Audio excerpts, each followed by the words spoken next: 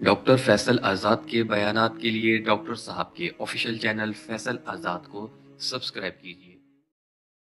कुरान मजीद की इस आयत की बुनियाद पर मैं आपको दावे से कहता हूं, दुनिया के किसी भी गिरे हुए मुआशरे को अगर आप उठाना चाहते हो, पस्ती से बुलंदी, तनज़ली से तरक्की पे लाना चाहते हो, तो यह आयत एक रहनुमा उसूल है।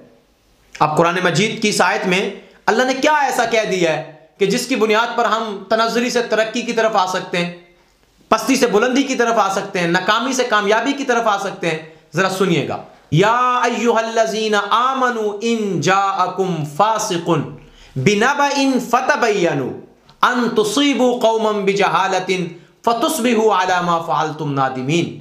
कि ए ईमान वालो, मुखातिब अल्लाह ईमान वालों से, या अय्युहन नास नहीं कहा, ए लोगों नहीं कहा, क्योंकि अल्लाह इस मुआशरे को खूबसूरत मुआशरा बनाना चाहते हैं कि वो मुआशरा जो रसूलुल्लाह का नाम लेता है। अल्लाह उस मुआशरे को इस बुनियाद पे खड़ा करना चाहते हैं कि जिस बुनियाद के ऊपर खड़ा होने वाला मुआशरा उलाइका हुमुल मुमिनून हक्का बनता है, जिसकी बुनियाद पर खड़ा होने वाला मुआशरा उलाइका हुमुर राशिदून बनता है।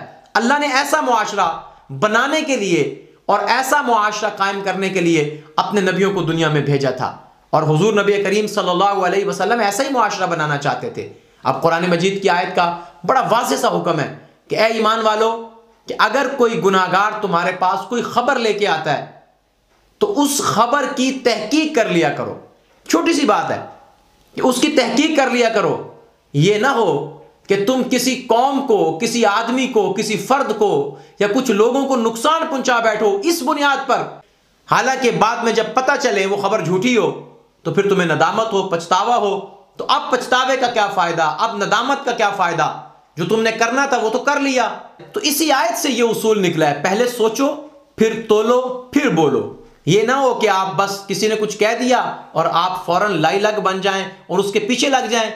ये तो है उस इंसान के बारे में जो फासिक हो, गुनाहगार हो, कभी सच बोलता हो, कभी झूठ बोलता हो, पूरा मुत्तकी ना हो, पूरा आदिल ना हो, ये उसके बारे में। लेकिन ऐसा शख्स जिसका फिस्को फुजूर वाज़े हो चुका हो, जिसका धोखा देना, झूठ बोलना, तलबीस करना, फरेब देना वाज़े हो चुका हो, आप उसकी बात को सुने और आगे उसकी तहकीक ही ना करें और लोगों पे जाके एतराज करना शुरू कर दें।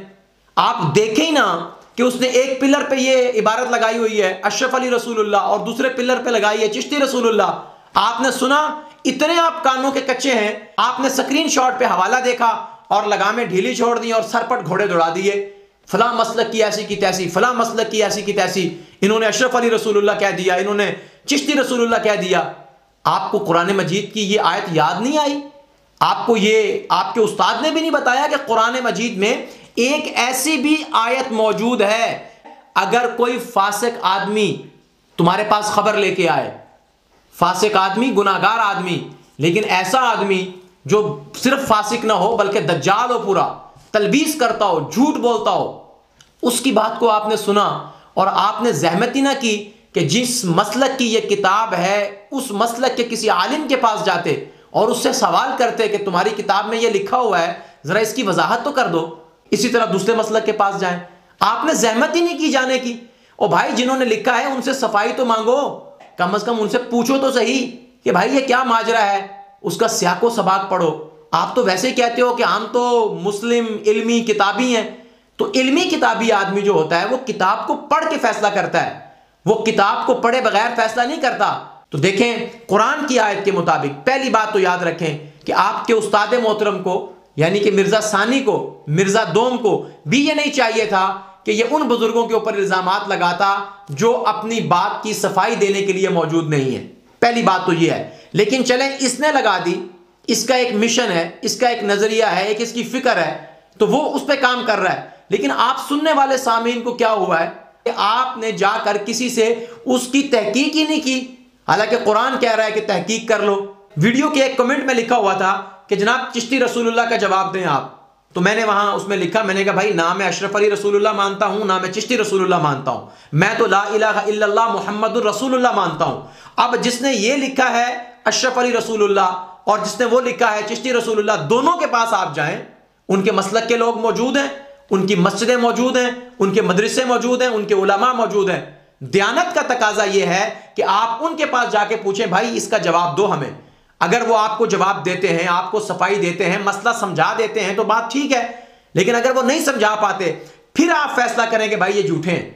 और दूसरी बात याद रखें, किसी ने, दिखाने वाले ने आपको ये दिखा दिया स्क्रीन शॉट के, लिखा हुआ है अशरफ अली रसूलुल्लाह या चिश्ती रसूलुल्लाह। आप मुझे बताएं, दुनिया में कोई बंदा मौजूद है जो ये कलमा पढ़ता हो? अगर नहीं है तो कम से कम अपनी कॉमन सेंस इस्तेमाल करो कि यार कोई तो चक्कर है कि ना इस कलमे का पढ़ने वाला मौजूद है, ना इस कलमे का पढ़ने वाला मौजूद है, लेकिन ये जो बंदा बैठा हुआ है ये सुबह से लेकर शाम तक एक ही शोर मचाता है। देखें जी, इनकी किताब में अशरफ अली रसूलुल्लाह लिखा है, इनकी किताब में चिश्ती रसूलुल्लाह लिखा है। कम से कम आपके जहन में कभी ये ख्याल नहीं कौंदा कि यार मैं जाके पूछूं तो सही असल माजरा क्या है। सिर्फ एक फासिक और फाजिर और एक तलबीस और धोखा देने वाले शख्स की बात को आपने सुना और आपने यूं कानों पे हाथ रख लिए और शोर मचाना शुरू कर दिया, ये भी गुस्ताख हैं, वो भी गुस्ताख हैं। जब तक आप लोग इस कुरान की आयत की मुखालफत में जिंदगी गुजारेंगे, बगैर तहकीक किए किसी फासिक फाजिर आदमी की बात को सुन के आप उस पर अमल करेंगे, उस पर यकीन कर लेंगे, तो याद रखें कि आप ऐसे ही तशकीक और ऐसी ही तशवीश में मुब्तला रहेंगे। आप कभी भी सिराते मुस्तकीम नहीं पा सकेंगे, कभी भी सच की तलाश नहीं कर सकेंगे और कभी भी हक का रास्ता नहीं देख सकेंगे जब तक आप कुरान के उसूलों पर नहीं आएंगे।